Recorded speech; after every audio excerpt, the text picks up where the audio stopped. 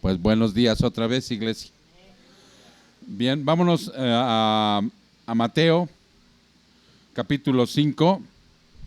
Casi estamos por terminar el Sermón del Monte. Si recuerdan que cuando vino a predicar, Carlos Llambes le dio una acepción al Sermón del Monte. ¿Qué dijo que era? Nuestra constitución. Cada país tiene una constitución y esta es la constitución de los cristianos, el Sermón del Monte. ¿Ok? Bien, hermanos, decía yo el Sermón del Monte. No, estamos por terminar casi el capítulo 5, porque el Sermón del Monte sigue. Ok, y entonces, hermanos, vimos la semana pasada acerca algo de nuestra vida, como siempre fue mentirosa, falsa, ¿sí? Y que hoy, gracias a Dios y a la restauración que nos ha traído el Espíritu Santo por medio de la salvación de nuestro Señor Jesucristo, vamos a practicar la verdad, vamos a dejar las falsedades a un lado, las mentiras, y vamos a hablar con la verdad. Pero ahora Jesús sigue interpelando a nuestro corazón, porque son enseñanzas que van directamente a actitudes del corazón, y ahora nos va a hablar acerca de la venganza. ¿Sí, mis hermanos?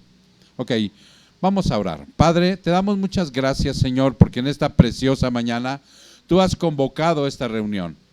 Es una reunión, Padre, de tu iglesia, de todos aquellos, mi Señor, por los cuales tú entregaste tu vida en la cruz, derramaste tu sangre preciosa, nos has justificado, Señor, para tener una posición correcta delante de Dios, y aquí estamos en obediencia. Yo te pido, Padre, que a través de tu Espíritu Santo tú puedas darnos esa porción de retentiva, de entendimiento y de práctica, para que nosotros podamos salir de aquí diferentes a como entramos. Que hoy, Padre, sea otro escalón más en esa espiral, pero ascendente, Señor, hacia ti, para que de esa manera, Padre, hoy nos parezcamos un poquito más a ti, mi Señor Jesucristo, en el modo de actuar, de pensar y de hablar. Muchas gracias, Señor. Te damos honra y gloria en el precioso nombre de Jesús. Su pueblo dice, amén. Vámonos directamente a los textos, hermano, en donde dice, enseñanza de Jesús sobre la venganza. Y si ustedes ven ahí la imagen que cada 8 días, con mucha dedicación y esmero, nos hace la hermana María Esther, ¿sí? Pueden ver ahí 2 personas totalmente iracundas, ¿sí? Que es un rostro, pero a la vez son manos golpeadoras, son manos deseosas de derramar sangre, son manos, sí, que llevan una voz cantante de ira, de venganza, y que entonces hoy el Señor va a tratar con nosotros acerca de esto. Ya están ahí, Mateo 5, versículo 38 al 42, en la versión que ustedes tengan, hermanos. Y cito, habéis oído que se dijo ojo por ojo y diente por diente, pero yo os digo, no resistáis al que es malo, antes bien, a cualquiera que te abofetee en la mejilla derecha, vuélvele también la otra. Y al que quiera ponerte pleito y quitarte la túnica, déjale también la capa. Y cualquiera que te obligue a ir 1 milla, ve con él 2. Y al que te pida, dale, y al que desee pedirte prestado, no le vuelvas la espalda. Ok, 1, 2, 3, 4, 5 versículos que vamos a ver acerca de la venganza y de algunas otras enseñanzas más con respecto a esta situación que el Señor condena y desaprueba de nuestro corazón. Y déjenme decirle que ustedes a lo mejor tienen su propio concepto de la venganza. Muchos de ustedes han practicado la venganza. Muchos inclusive aún podemos estar deseosos de venganza. Y probablemente en el futuro surja alguna situación en donde queramos ser venganza. Y entonces, démosle gracias a Dios, porque a través de esta enseñanza, hoy tu corazón puede ser restaurado de eso. Hoy puedes dejar de pensar en ser vengativo, iracundo, y de esa manera poder perdonar a aquel que te ofendió, porque la venganza es una forma de desquitarse. ¿Sí se entiende? Es un desquite de algo que se ejerce sobre una persona o inclusive un grupo de personas que te hizo algún daño, algún perjuicio, alguien que atentó contra tu bienestar, contra tu dignidad, contra lo que tú eres. ¿Sí se entiende? Ese es desquitarse de alguien que me perjudicó o que yo pienso, ¿no?, que me hizo algún daño. Y que de esa manera hoy mi corazón está rencoroso y deseoso, ¿no?, de que le caiga fuego del cielo, que desaparezca de la faz de la tierra.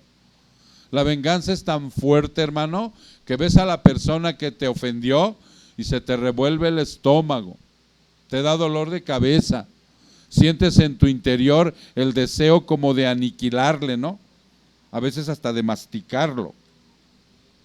Y entonces el Señor dice que eso, si tú eres obediente a esto que te va a decir el día de hoy, puedes sacarlo de tu vida, puedes dejar de ser esclavo de ese pecado. Porque es un pecado que esclaviza al hombre. Es un pecado que lo trae agarrado, ¿no? Es una carga. Miren, yo quisiera en algunas ocasiones mostrárselos gráficamente y literalmente. Si yo trajera ahorita, por decir, a uno de los muchachos que están inclusive fortachones, ¿no? Ahí está el Aldair, que lo parara yo aquí. Y que viniera uno más flaquito, ¿no? ¿Quién? El Hazel. Y que lo montara 10 minutos. Que lo tuviera aquí mientras yo estoy predicando, unos 10 minutos aquí arriba. Y que después se bajara. Y yo le iba a preguntar al Aldair, ¿cómo te sentiste? Ay, pastor, ya no aguantaba. Es una carga muy pesada. Sentiría una ligereza al bajarse Hazel de Aldair, ¿sí o no? Bueno, pues así es el pecado cuando se va de tu vida. Nada más que, ¿sabes qué? Hay que concientizarlo. Hay que entregárselo a Dios. Hay que voltear a ver la cruz. Hay que voltear a ver a Cristo para ver que eso no le agrada y que realmente es una carga muy pesada. Ya con el deseo de deshacerme de ella. Y ojalá hoy sea el día, hermano. Porque dice que el peligro aquí de la venganza es que se puede caer en una espiral descendente de violencia. Fíjate bien, ¿eh? Violencia. ¿Tú sabes lo que es violencia? Es golpe, es agresión, es maltrato. De locura, porque una persona violenta entra en locura al grado de matar, al grado de matar. Nosotros hemos visto en la tele videos, ahora son muy comunes, ¿no? O en el celular, videos de peleas en la calle. ¿Cómo es el rencor y cómo es la ira? ¿No?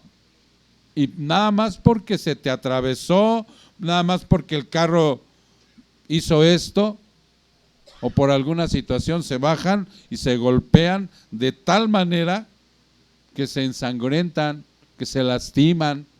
Yo he visto videos en donde están los niños llorando totalmente asustados.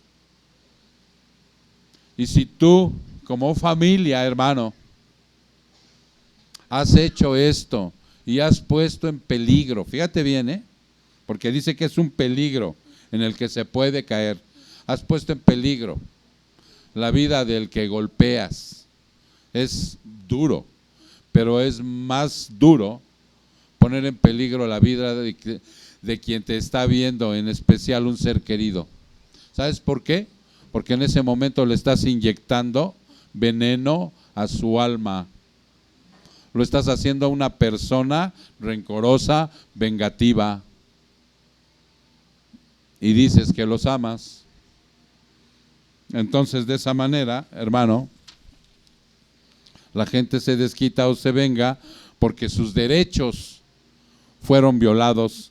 Y esos derechos, por la ley civil, pueden ser hasta legítimos. ¿Te das cuenta? O sea, el hombre y la mujer hoy tienen derechos. ¿Cómo se llaman?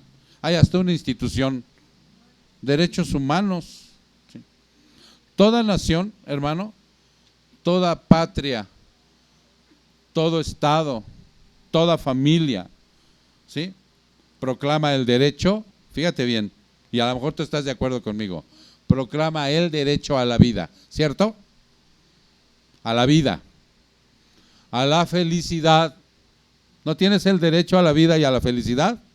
Es un derecho. A la libertad, es un derecho.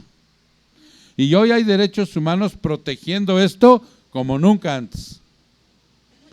¿Recuerdan una escena en donde la ley que está establecida por un policía, es la imagen de la ley, un policía, llega y apresa a alguien, lo puede agarrar inclusive con el cuchillo ensangrentado, ¿sí?, y no tiene ningún derecho a matarlo? ¿Qué hace el policía? Lo agarra, lo apresa, le pone las esposas, ¿y qué le dice? Tienes derecho a permanecer callado, porque si no, todo lo que digas será usado en tu contra.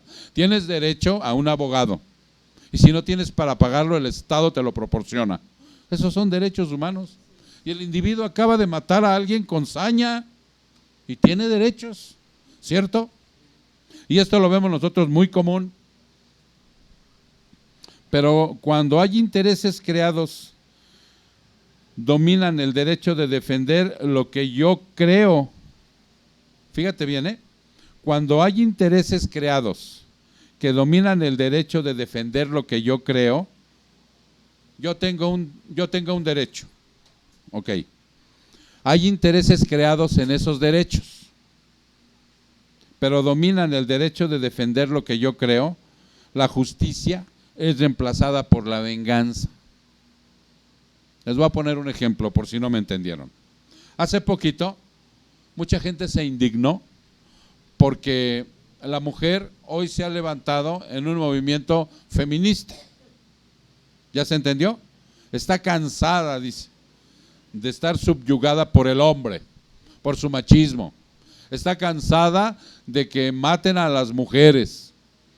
Está cansada y explaya ahí un interés creado en base a esa protesta. Y tiene derecho, ¿ok? Pero cuando ese derecho de defender lo que yo creo, ¿sí?, se vuelve venganza, desajuste, se vuelve violencia, o sea, ya no hay justicia, ya no hay justicia. Ya están tomando la justicia por su propia mano y ellas mismas violaron los derechos que están exigiendo. Pero así es el ser humano, porque yo inclusive vi ambas partes, ¿no?, de los juicios que ellas emitían, y muchas fueron condenables por la sociedad. Agredieron nada más ni nada menos que al quinto poder. ¿Y saben quién es el quinto poder? ¿No saben? La prensa. La prensa es el quinto poder y agredieron al quinto poder y el quinto poder se les fue encima, ¿no? Tú agredes a la prensa y te hacen un relajo. Y más sin embargo, las líderes de todos esos movimientos feministas, que están inclusive bien estructurados, salieron y dijeron, sí estuvo mal, pero a la vez estuvo bien. Ya es un hartazgo. Yo oí que una vez dijo, es un hartazgo lo que estamos viviendo. Es necesario hacer esto. O sea, agredir. ¿Qué más hicieron? Hicieron vandalismo, agredieron, quemaron.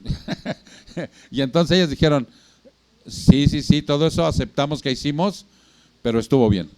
Porque si no, de otra manera, no nos hacen caso. Y hoy tuvo O sea, nuestra protesta, el efecto que nosotros queríamos, que nos pusieran atención. Entonces, todo esto es la vida, hermano. ¿Sí? Y cualquiera de nosotros puede defender sus derechos. Ahora, vamos con nosotros, iglesia. ¿Sí? Te estoy poniendo un panorama del mundo para que tú veas que hay derechos. Todos tienen derechos. Los ladrones, yo por eso le digo a uno de mis hermanos, quita de tu barda los vidrios que pusiste, porque si un día se cae ahí un ladrón, te va a demandar, que tiene el derecho. Pobre ratero, se va a cortar y te va a demandar. Tienen derecho los ladrones, tienen derecho los niños. Ahora los niños, hermano, de verdad, si tú lo maltratas y alguien por ahí, una tía de esas bien intencionadas, le dice a tu hijo, lo puedes demandar, te puede demandar el niño. Y te van a revisar. Tienen derecho los animales, ¿sí o no? En el maltrato al animal. Ahí les va una información. a ver si no me meto en problemas.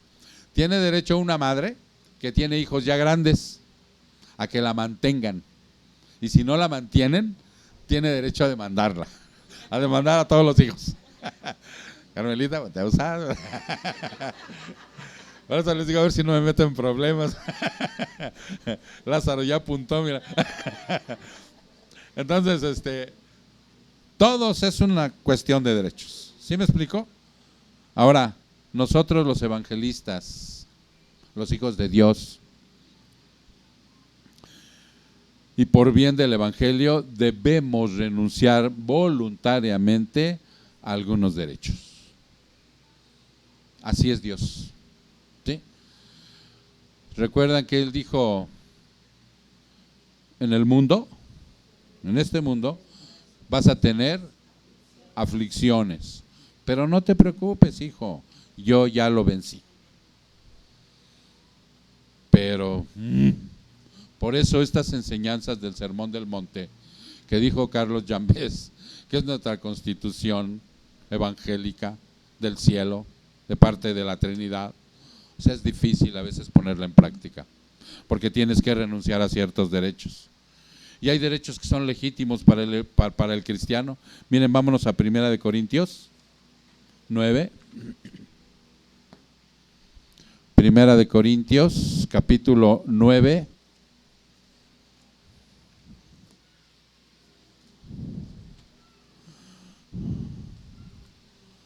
Primera de Corintios, capítulo 9.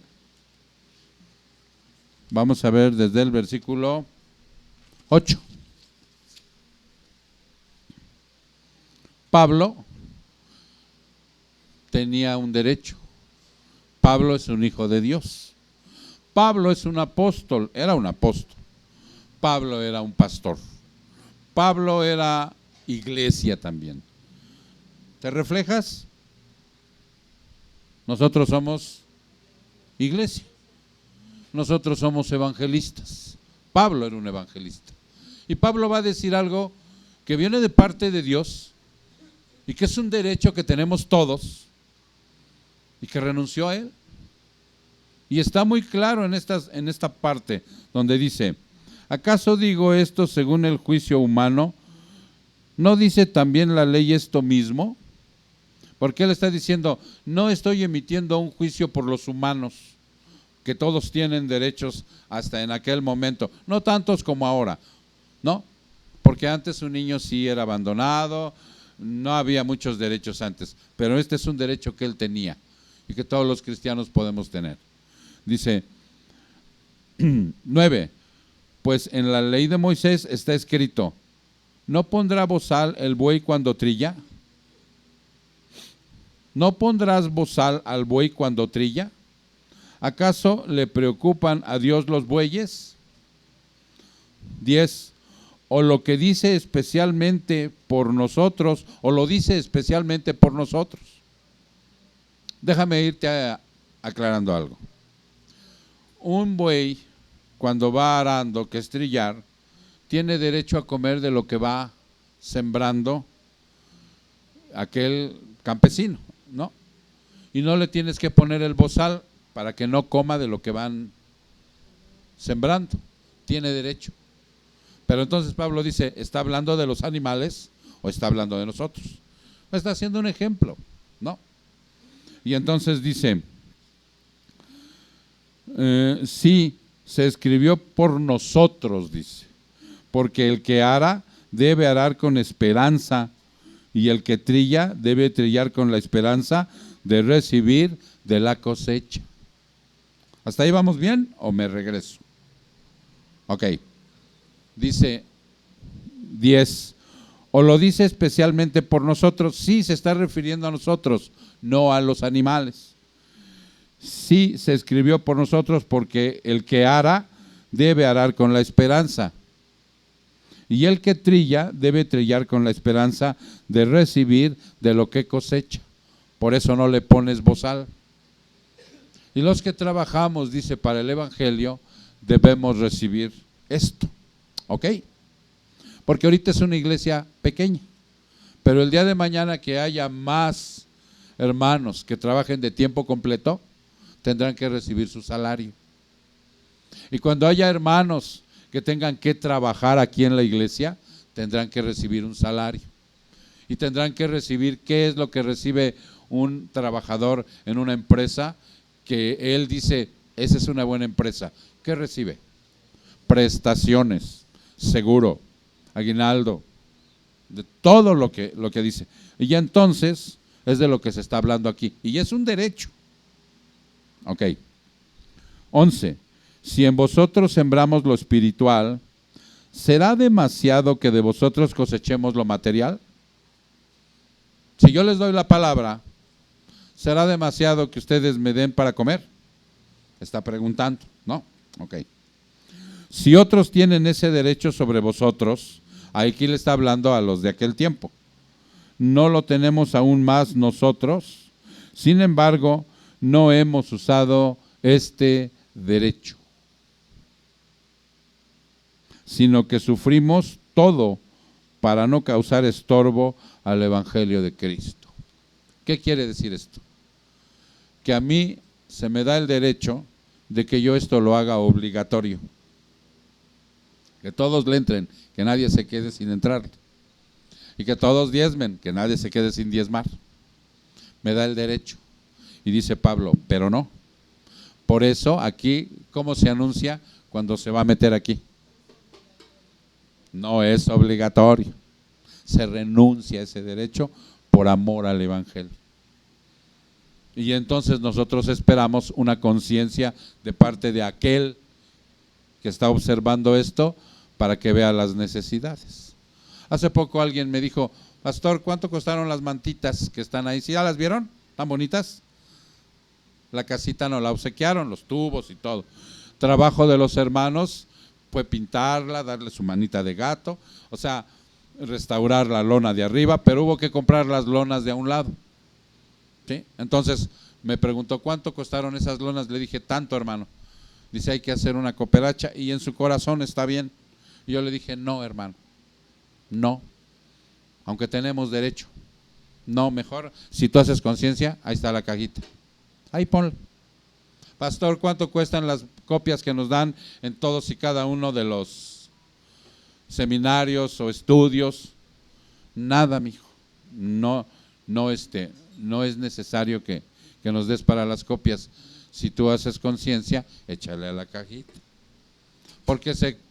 Gracias.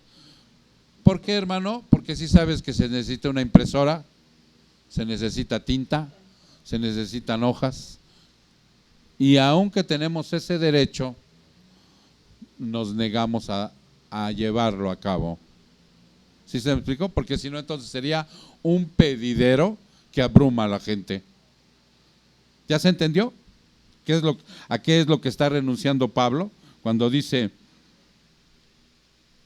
en el 12, si otros tienen ese derecho sobre vosotros, ¿no lo tenemos aún más nosotros? Sin embargo, no hemos usado este derecho, sino que sufrimos todo para no causar estorbo.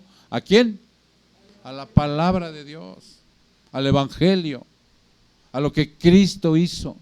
Porque cada que se mete lo material en la vida de cada quien, hay problemas. ¿Por qué dice la palabra de Dios? Porque tú no puedes servir a dos amos. Y se está refiriendo al amor al dinero. Al amor al dinero hay muchos males y tenemos que tener mucho cuidado. Por eso, hermano, mira, aquí ya está el informe de la ofrenda del mes de agosto. Y aquí puedes venir a checar todo lo que entró, inclusive Dios es tan benevolente que ahora que se vinieron los gastos fuertes de allá arriba y cosas de esas, una hermana de Estados Unidos que recibe las predicaciones por YouTube, nos mandó 1,700 pesos de ofrenda. Dije, gloria a Dios. ¿Ya se entendió? Cuando tú renuncias al derecho, entonces Dios se encarga de lo demás. Y aquí vamos a renunciar a varios derechos. Ahorita lo vamos a ver. Yo les puse ejemplo, algo que es problemático en las iglesias, y por eso muchos pastores se aprovechan más de ese derecho. ¿Ya se entendió? Lo hacen obligatorio, lo hacen cansado, lo hacen con tiranía, lo hacen con malas intenciones, para que ofrendes hasta tu casa, tu auto, todo. Y ellos argumentan que tienen ese derecho que se los da la palabra. Y tú la ves y dices, no, pues sí, aquí dice. No. Mas sin embargo, ellos manejan esas situaciones, hermano. Yo una ocasión lo escuché decir a uno, es que el pueblo es codo. ¿Será? ¿Será que el pueblo es codo? Yo cuando reviso mi vida, digo, sí es cierto. Sí, tenemos ese pecado también, el de la codicia. Por eso se llama codo, porque sale de codicia. No se hace conciencia, pues que pongan otros. ¿Ok? Mas sin embargo, dice Pablo, renunciamos a ese derecho por amor al evangelio. Pero el viejo, Pablo, recibía ofrendas y el viejo recibía dinero de los hermanos, aún de las iglesias de Antioquía, que eran más pobres que las otras, hacían conciencia para sus viajes misioneros, él renunciando a ese derecho. Por eso él dice, todo lo puedo en Cristo. Antes tuve, hoy no tengo, sé vivir de ambas situaciones. ¿Ok? Bueno, regresemos entonces ahora. Porque ahora sí me quitaron mucho tiempo, ¿verdad, hermanos? Vamos a Mateo 5 de nuevo. Vamos a Mateo 5, en el versículo 38, para que veamos el primer versículo. Dice, habéis oído que se dijo ojo por ojo y diente por diente. ¿Ok? Vámonos a Éxodo 21, para que ustedes vean qué era el ojo por ojo y diente por diente. Éxodo 21, en el versículo 22. Éxodo 21, 22. Y cito, y algunos hombres luchan entre sí y golpean a uno, y si algunos hombres luchan entre sí y golpean a una mujer encinta y ella aborta sin haber otro daño, ciertamente el culpable será multado según lo que el esposo de la mujer demande de él y pagará según lo que los jueces decidan. Ahí hay una clave del ojo por ojo y diente por diente. ¿Qué observas ahí? Que esto no era por cuenta propia. Tenían que ir a los jueces para que los jueces determinaran. ¿Estamos de acuerdo? No era por cuenta propia. No era que si tú te peleabas en la calle y ¡pum!, te sacaban el ojo o el diente, tú inmediatamente te vengaras. No. Tenías que ir con un juez que lo dictaminara. Lo está diciendo, ¿sí o no? Y pagara según los jueces decidan. Pero si hubiera algún otro daño, entonces pondrán como castigo vida por vida, ojo por ojo, diente por diente, mano por mano, pie por pie, quemadura por quemadura, herida por herida y golpe por golpe. Esta es la famosa ley del talión que instituyó Dios, ¿sí? Y que, dicho sea de paso, si algún día por ahí te dice alguien que es enemigo del Evangelio, que esto no lo instauró Dios y que 100 años antes de que Moisés lo instituyera como la ley de Dios, había un código Hammurabi de un rey babilónico que también lo tenía, es verdad, también lo tenían ellos. Ahora, ¿por qué fue esta ley instituida? Y fue una ley de misericordia, porque el castigo debe ser igual al daño que se efectuó, ¿sí? Pie por pie, mano por mano, ojo por ojo, diente por diente. Esta era una ley de misericordia de parte de Dios para regular los excesos que tiene el ser humano. ¿O no es cierto que tenemos excesos que cuando alguien nos hace algo queremos que pague el doble o el triple? ¿O que se funde en la llama del infierno? ¿O que le caiga fuego del cielo? ¿No he deseado que le roben su carro? ¿No he deseado que le pase el mal más tremendo? Porque deseamos lo peor. Entonces llega el Señor y dice, no, hijo, tiene que ser una ley de misericordia para regular el exceso. Y esto viene, hermano, desde Génesis 4:23. Vámonos a Génesis 4:23. Génesis 4:23. Había un hombre ahí llamado Lamec. 4:23. Y cito: y Lamec dijo a sus mujeres Ada y Sila: oíd mi voz, mujeres de Lamec, prestad oído a mis palabras, pues he dado muerte a un hombre por haberme herido. Miren, yo en la mañana me herí, pero si me lo hubiera hecho mi diácono, si sigo los pasos de Lamec, lo hubiera tenido que matar. Es lo que está haciendo este hombre.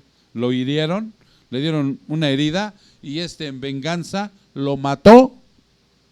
Y le está diciendo a sus dos esposas: ¿ya vieron cómo soy de sanguinario? No se metan conmigo, ¿eh? Ya me imagino a las dos mujeres así todas apachurradas en un rincón, porque miren lo que hice. Porque un hombre me hirió, lo maté. Y luego fíjense lo que dice abajo. Dice: y un muchacho por haberme pegado, también lo mató. Entonces era desproporcionada, ¿verdad? Esa venganza, ese pago, era totalmente desproporcionado. Y es lo que quiere el Señor que tú veas ahorita en tu corazón. ¿Qué te hicieron? ¿Qué te robaron? ¿Qué derecho te hurtaron?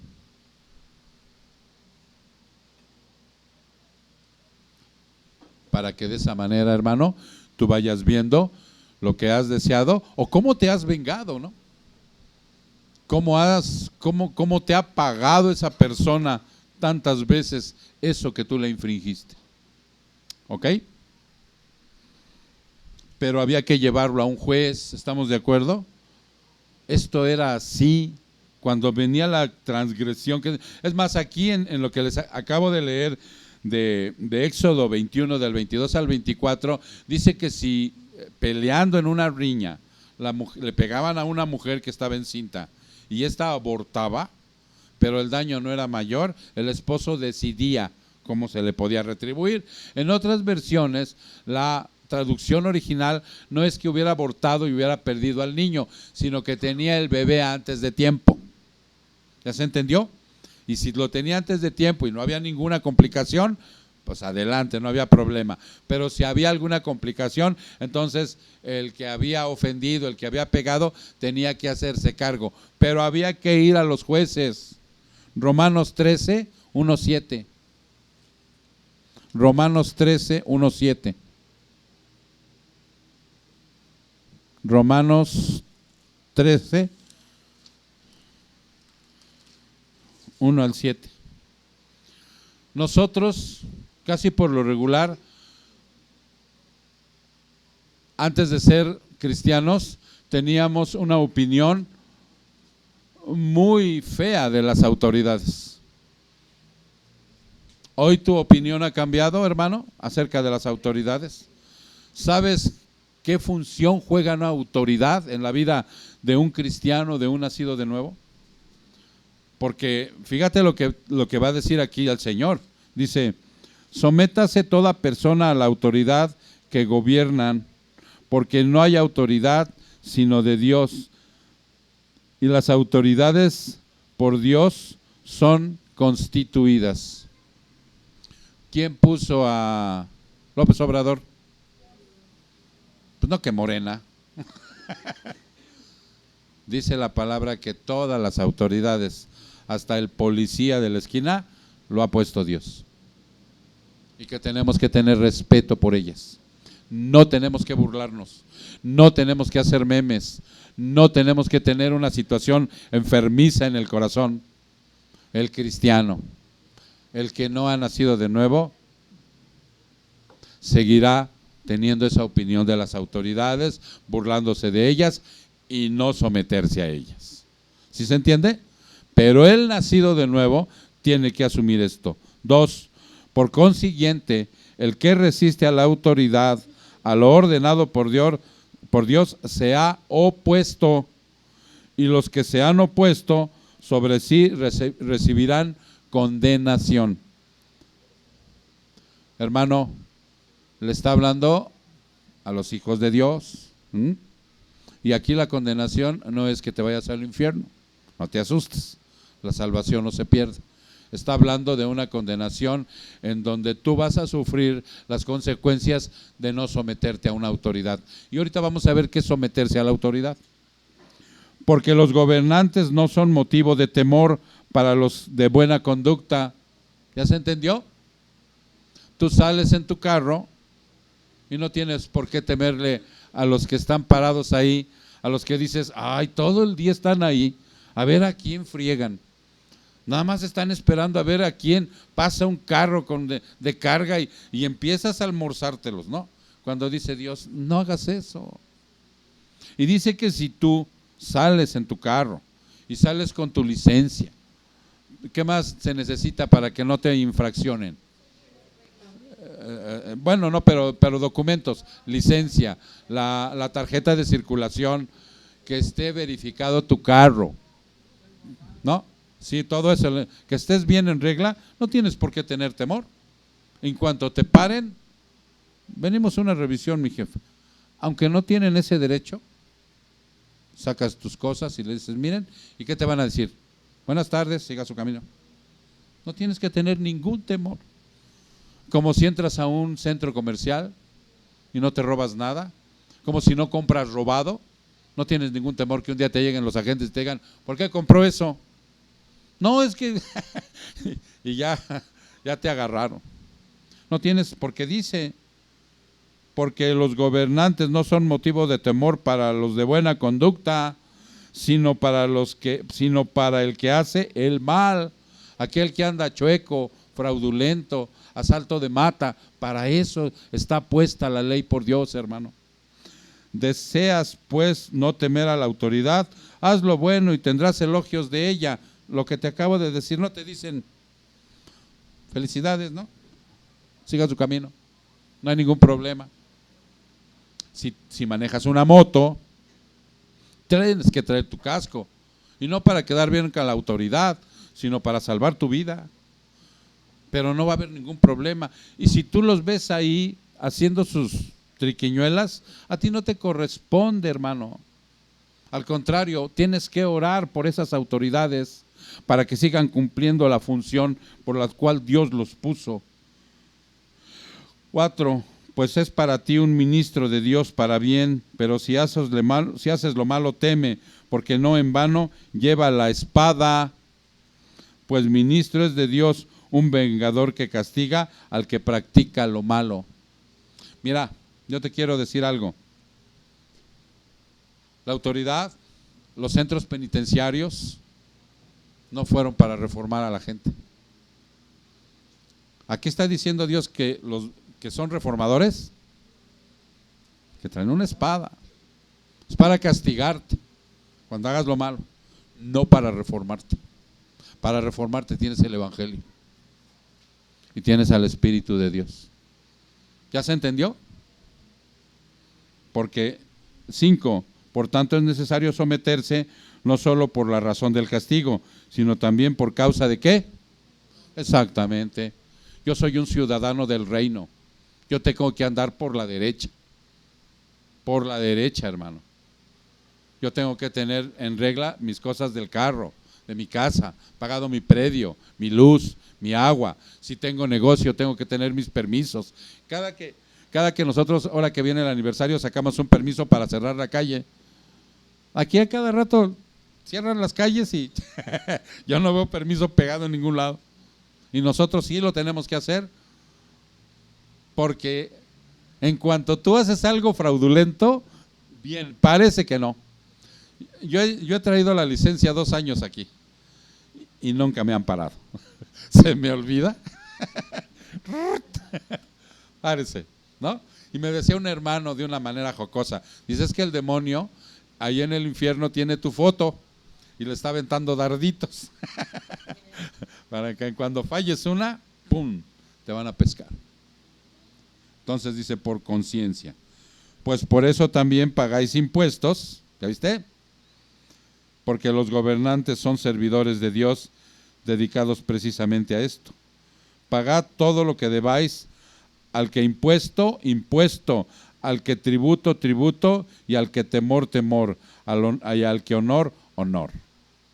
Dale al César lo que es del César y a Dios lo que es de Dios. Por esa razón, hermano, están puestos los gobernantes, y los gobernantes tenían que regular esta ley de misericordia, de ojo por ojo y diente por diente. ¿Ya se entendió? Perfecto. Dice, aquí también los judíos habían pervertido la ley. Otra vez entran los judaizantes con la tradición y lo que Dios dio como una ley civil que restringía los abusos. Ahora sí ya te das cuenta que el ojo por ojo y diente por diente era una ley que restringía los abusos, ¿sí? Ellos lo habían agarrado como una licencia personal para vengarse. Y lo hacían sin ir con un juez, inmediatamente la aplicaban. ¿Ya se entendió? Ok. En el verso 39, aquí aparece según afirman algunos. ¿Qué dice el verso 39?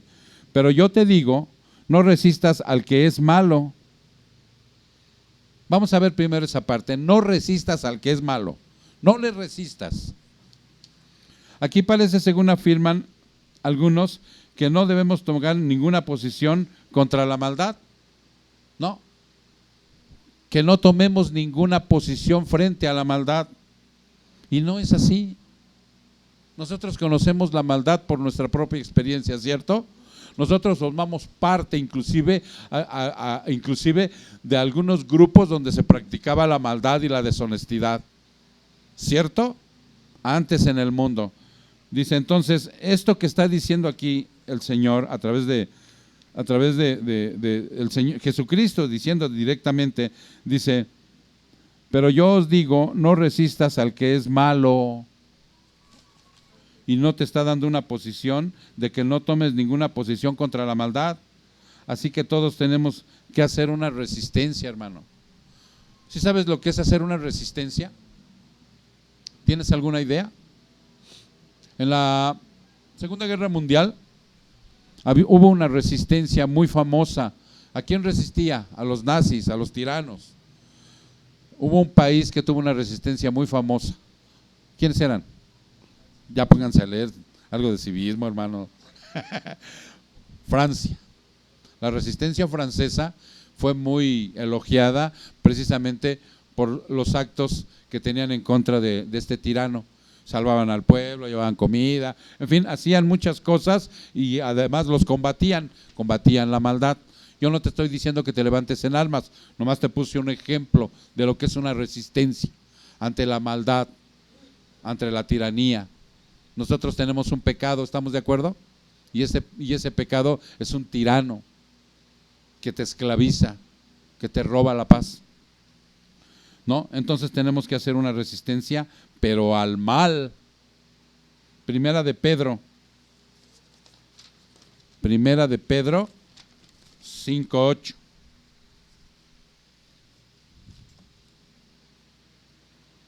Primera de Pedro 5:8.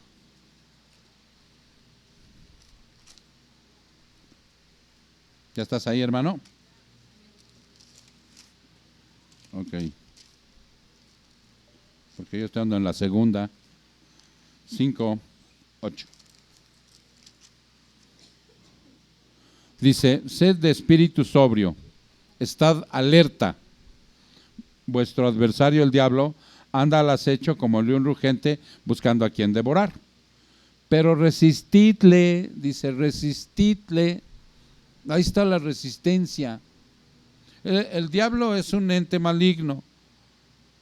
Anda cuchileándote sobre aquello que tu propio pecado y concupiscencia ha despertado. ¿Sí me explico? O sea, porque si no dices, luego dices, ¿por qué cometiste esto? Ah, es que el diablo. No, fuiste tú. Fue tu pecado. Fue tu falta de acercamiento con Dios por el cual caíste. Pero el diablo llegó y te echó porras, te cuchileó. Por eso dice, tengan cuidado porque andan nomás rondando a ver quién se sale de la poderosa mano de Dios y de cumplir su voluntad, porque se te va a ir como flecha. Y entonces dice el 9, pero resistidles firmes ¿en qué? En la confianza en Dios, sabiendo que las mismas experiencias de sufrimiento se van cumpliendo en vuestros hermanos en todo el mundo. Resiste, hermano. No te pide que te vengues, no te pide que te desquites, no, resiste. Tienes que hacer una resistencia a la maldad. Resistirse a la maldad es oponerse a la maldad. Es oponerme primero a mi propia maldad, a la que se despierta con el deseo de ira y de venganza. Yo me tengo que oponer a esa, por eso se resiste. Ayer que estábamos en el curso de matrimonios, por cierto, hermano, oren por este curso que se está dando, porque pues a Dios gracias, fuimos bendecidos con un buen número de matrimonios. ¿Cómo cuántos habrá, Ray? ¿Como unos 6? Más 6, 7, ¿no? Faltaron unos por enfermedad ayer, pero ya se van a poner a mano. Entonces, oren por ellos, hermanos, porque el que no está consciente que la vida cristiana es una batalla, es una lucha espiritual, no ha entendido de lo que se trata. Entramos en una batalla bonita al dar ese curso. Se van a desatar situaciones fuertes. Por eso oren, mis hermanos. Ahí en el Facebook se postea en la iglesia cuáles son los matrimonios que están ahí. Oren por ellos, ¿sí? Porque van a venir situaciones difíciles, porque vamos a entrar a una situación de que los hermanos van a salir de muchas dificultades que el pecado produce. ¿Sí me entienden? Ok, entonces dice aquí, es resistir al mal, es oponerse a él. Cuando tú te opones al mal, ¿sí? Puede ser inclusive hasta en la misma iglesia. En la misma iglesia. En donde te congregas. Mira, vámonos a Gálatas 2:11. Vámonos a Gálatas 2:11. Aquí, hermanos, Gálatas 2:11. Aquí eran 2 apóstoles de Cristo, 2 servidores de Dios, 2 que Él eligió para que ellos tuvieran ese poder apostólico. Pero cuando Pedro vino a Antioquía, me opuse, dice Pablo. Sí te dije, ¿verdad? Que la resistencia es oponerse al mal. Ok, me opuse a él cara a cara porque era de condenar. Lo que estaba haciendo Pedro no era grato para el evangelio, no era grato. Y Pablo se levantó con denuedo y dijo, me opongo a lo que está haciendo Pedro, porque eso es de condenar, no de condenar, dice, al infierno, sino de condenar lo que está haciendo. ¿Ok? Dice, porque antes de venir algunos de parte de Jacobo, él comía con los gentiles, o sea, él comía con la gente que predicaba, que ya no era judía, ¿sí me explico? Convivía con ellos, compartía el evangelio, les ayudaba a edificarse, ¿ok? Pero cuando vinieron, dice, pero cuando vinieron empezó a retractarse y apartarse porque temía a los de la circuncisión. ¿Quién eran estos? Los judaizantes. Cuando llegaron los judíos, les hizo fuchi a los gentiles. Les dijo, háganse para allá, porque ahorita ya vinieron mis compatriotas. Y entonces Pablo se enojó. El resto de los y el resto de los judíos se le unió en su hipocresía. En su hipocresía, de tal manera que aún Bernabé, y Bernabé también era uno de los misioneros que iba con Pablo, de manera que hasta Bernabé, ¿dónde está aquí? Fue arrastrado por la hipocresía de ellos. Pero cuando vi que no andaban con rectitud en cuanto a la verdad del evangelio, dije a Pedro delante de todos, si tú siendo judío vives como los gentiles y no como los judíos, ¿por qué obligas a los gentiles a vivir como los judíos? ¿Saben qué quería Pedro? Para quedar bien con los judíos, quería meterle a los gentiles tradiciones judías y seguir predicando el evangelio. ¿Cómo cuáles? Circuncidarlos. Quería circuncidar. O sea, quería predicarles el evangelio, pero también que se circuncidaran, porque aquellos así lo querían. Y entonces vino Pablo y les dijo, no, se opuso al mal. Se opuso. Miren, hermanos, yo a veces soy criticado porque soy medio tajante. Cuando yo escucho alguna situación anómala, ¿sí? Y he tenido que rectificar en mi actitud. Porque si me lo dice uno y me lo dice otro y me lo dice otro que soy entonces no estoy siendo amoroso para decirlo, pero estoy diciendo la verdad. Me estoy oponiendo a cualquier situación de desvío. No sé si me explico. ¿Sí? Ok. Entonces, pero eso es oponerse al mal. Por eso dice el versículo 39, resiste al que es malo. Resiste, haz una resistencia, oponte. Y al primero que te lo dices a ti, porque tenemos pecado residual. Pero luego dice abajo, en el 39, antes bien, a cualquiera que te abofetee en la mejilla derecha, vuélvele también la otra. Ahora, ¿qué es esto? ¿Qué es esto, hermano? ¿A qué se refiere con que yo ponga la otra mejillita? ¿Vieron el video? La mayor parte de ustedes sí, ¿verdad? Yo debo tratar a las personas con dignidad. ¿Estamos de acuerdo? Dignamente, con respeto. Más si es mi pareja, más si es en mi casa. Miren, ayer veíamos un principio muy bonito, ¿verdad, Agustín?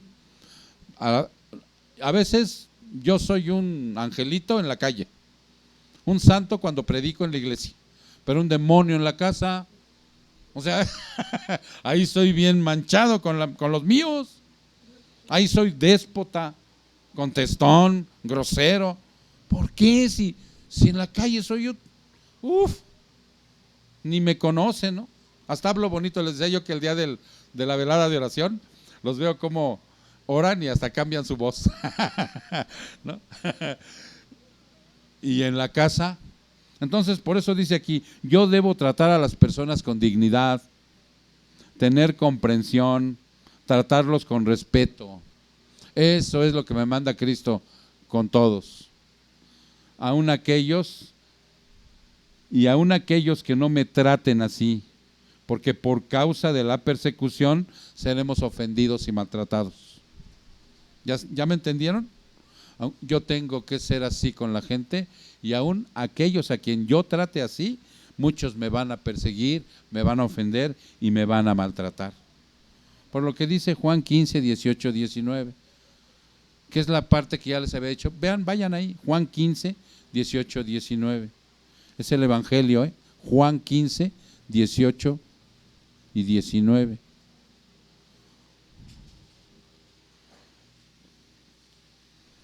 Si el mundo te odia, dice, sabéis que me ha odiado a mí antes que a ti, dice Cristo. El mundo no te va a ver con buenos ojos. El mundo te va a agredir. El mundo te va a perseguir. El mundo te va a ofender.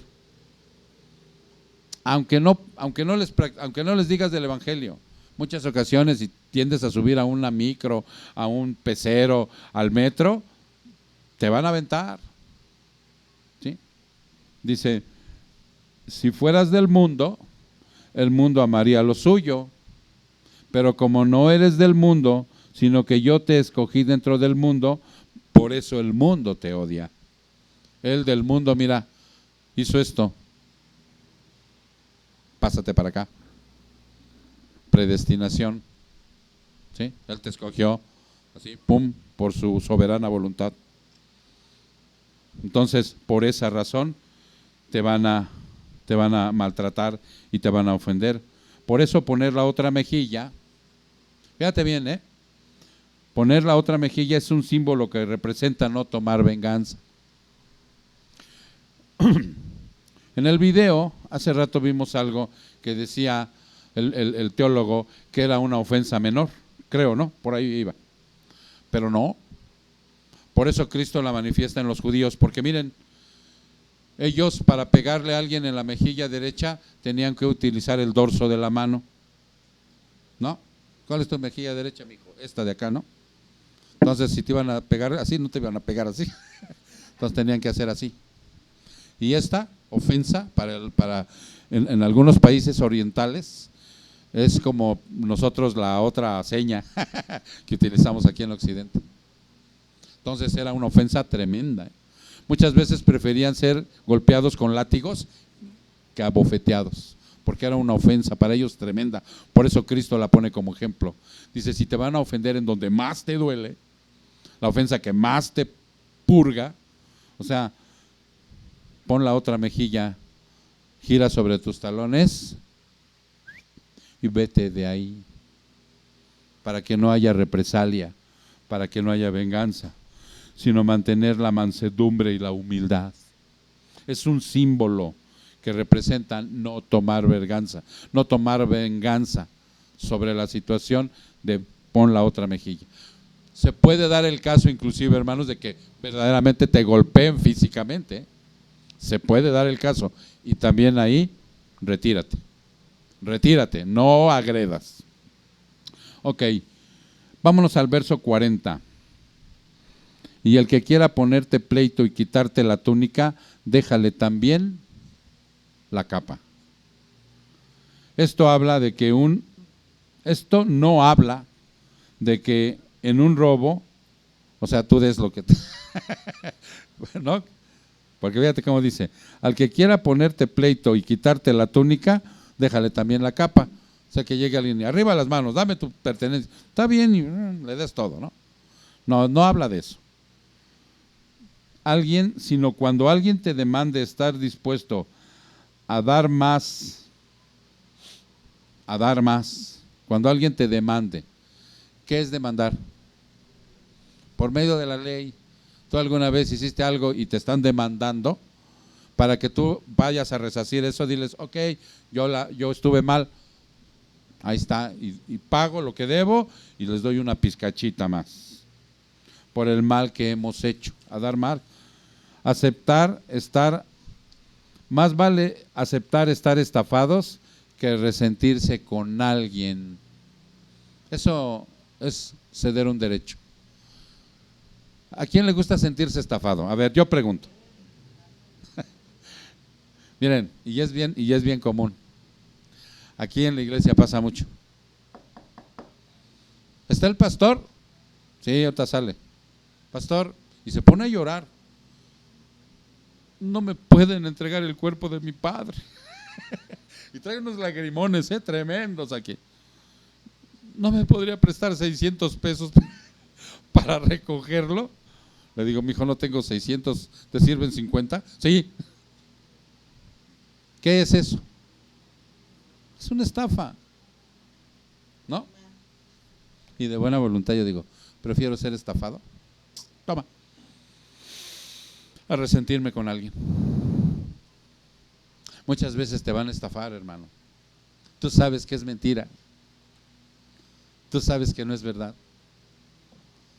Pero a veces es el modus vivendi de alguien o alguien que está muy necesitado. Hay que dárselo. Por eso dice aquí, si te piden la túnica, dales la capa. ¿Saben por qué dice esto Jesús? Porque había una ley que si tú le debías a alguien de los judíos, le tenías que pagar con ropa. La túnica es lo que va abajo. Y la capa es la que cubre, ¿no? Pero por ley también decía el Señor, si le vas a quitar la túnica y la capa, en la mañana se la tienes que pedir. Y en la noche, como no tiene con qué taparse, se la tienes que regresar. Y así era la situación. En la mañana le dabas la capa y en la noche ibas, ¿me das mi capa? Y así, ¿no? Así era la ley. De veras, hermanos. Por eso dice el Señor, si te van a pedir la túnica, dales la capa, entrégalo. Hay una situación jurídica.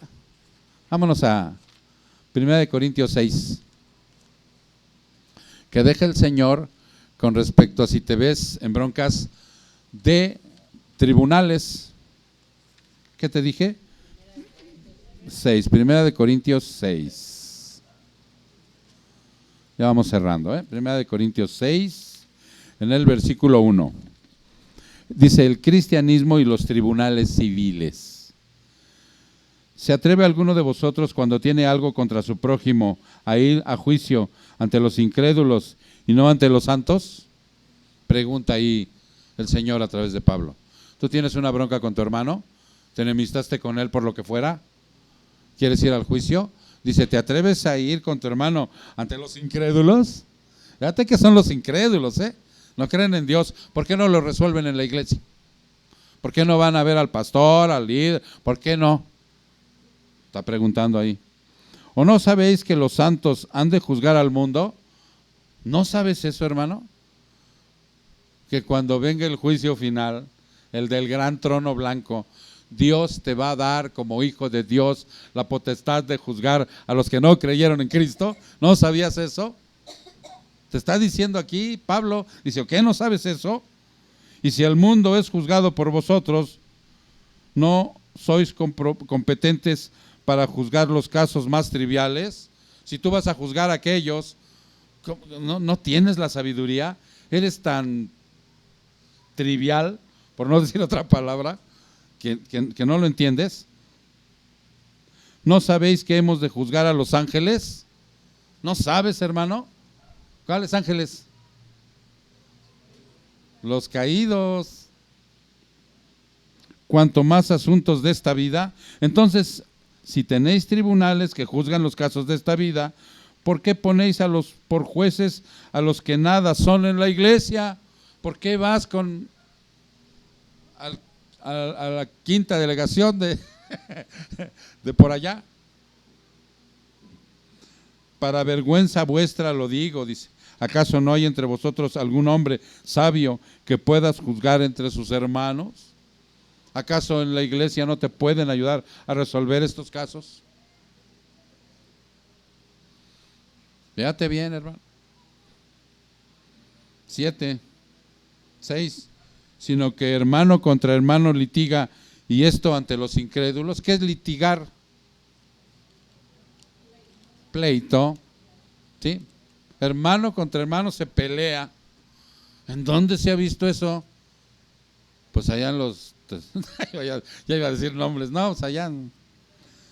Así es que en efecto ya en un fallo entre vosotros, el hecho es que tengáis litigios entre vosotros. ¿Por qué no sufrís mejor la injusticia? ¿Por qué no ser mejor defraudados?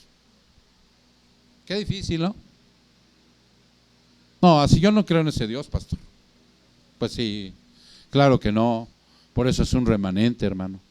Por eso todos creen en otro Dios que te presentan que no es el verdadero, en otro Cristo que anuncian que no es el verdadero, porque Él te está diciendo, es mejor que seas defraudado, hijo, y no te resientas. Su mecha.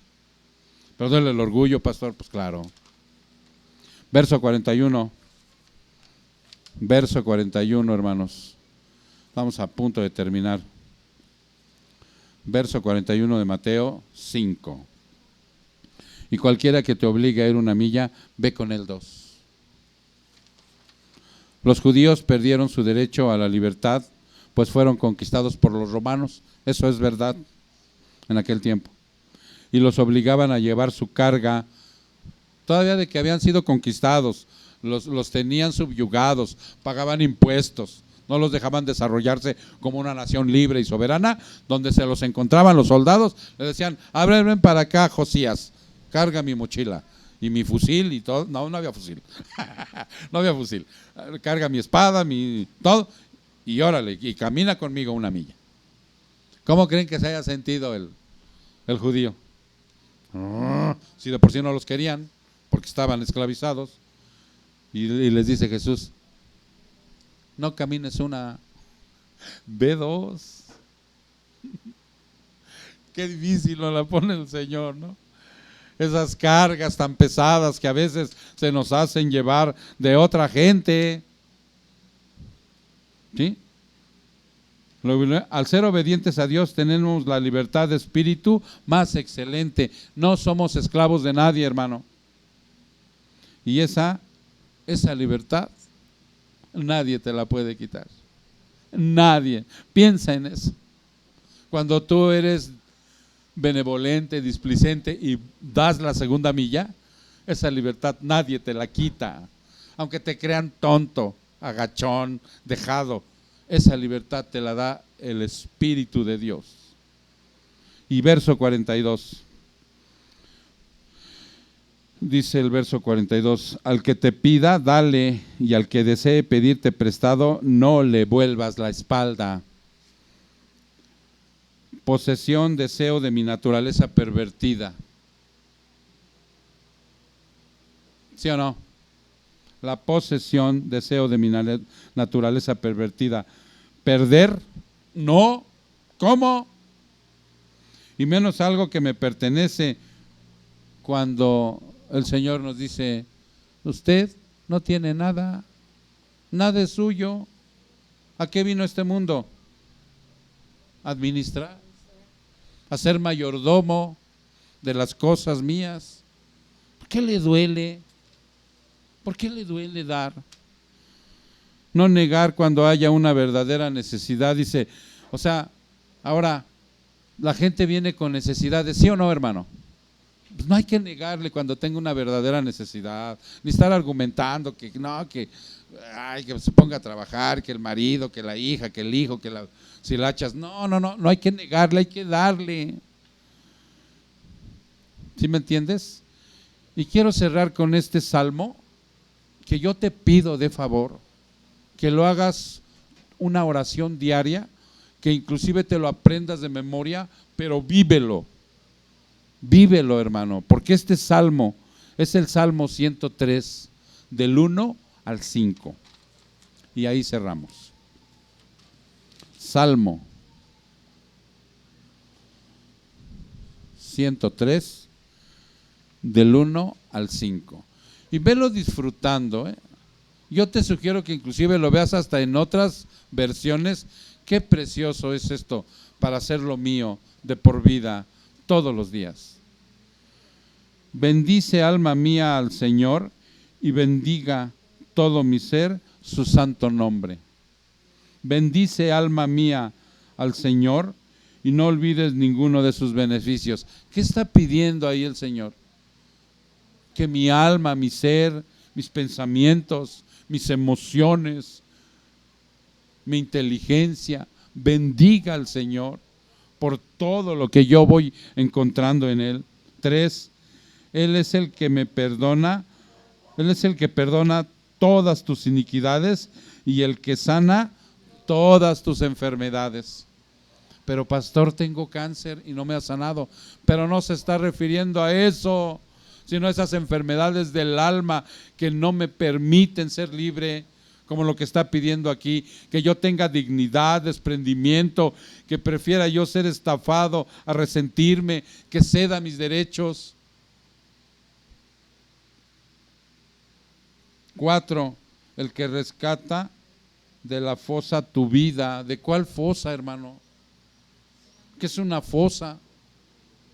De la fosa del infierno, de la fosa de la muerte espiritual. Yo llegué a este mundo muerto, así en una tumba, vivía yo ahí, y me rescata de esa fosa el que te corona de bondad y de compasión. O sea, es una corona preciosa cuando pone en tu corazón ese fruto de espíritu que es la bondad y la compasión. El que colma de bienes tus años. ¿Cuánto quieres vivir? ¿Cuánto vas a vivir? ¿Cuánto Dios te va a permitir vivir? ¿Vas a vivir con raíz de amargura? ¿Vas a vivir frustrado? ¿Vas a vivir esclavo del pecado? ¿Vas a vivir esclavo de la ira y la venganza? Dice, no, Él colma de bienes tus años.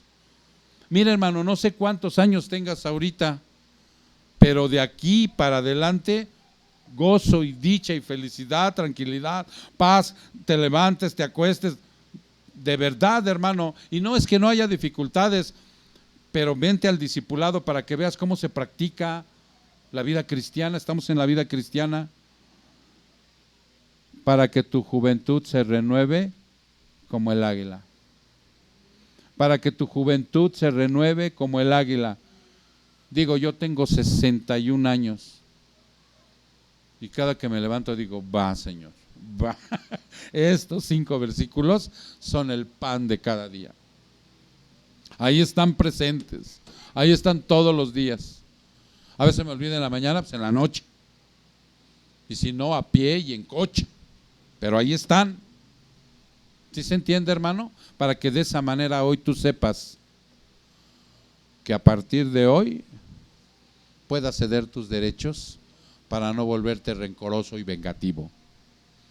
Y si tienes alguna duda en todo esto, porque es difícil, ven a la consejería, ven al discipulado, ven a los cursos que se imparten. ¿Sale, mi hermano? Padre, te damos muchas gracias, Señor, porque en esta preciosa mañana tú nos has permitido escudriñar estos 5 versículos para que de esa manera, Señor, nosotros podamos vivir en armonía y quitar de nuestra vida el rencor, el resentimiento, los deseos de venganza, de desquite, y que yo pueda ser libre, Señor, para que de esa manera, Padre, yo pueda hacer tu voluntad, para que de esa manera, mi Dios, yo cada día tenga la imagen forjándose en mí de nuestro Señor Jesucristo, manso y humilde como Él. Gracias, Señor, verdaderamente muchas gracias. Te damos la honra y la gloria en el precioso nombre de Jesús. Su pueblo dice, amén.